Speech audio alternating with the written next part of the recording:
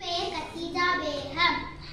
பாரதிதாசன் படைப்புகள்: குடும்ப விளக்கு, பாண்டியன் பரிசு, சேர தாண்டவம், இருண்ட வீடு, தமிழச்சியின் கத்தி, பிசிராந்தியர், குறிஞ்சி திட்டு, அழகின் சிரிப்பு, தமிழியக்கம், மணிமேகலை வெண்பா, கண்ணகி புரட்சி காப்பியம், படித்த பெண்கள், இளைஞர் இலக்கியம். நன்றி.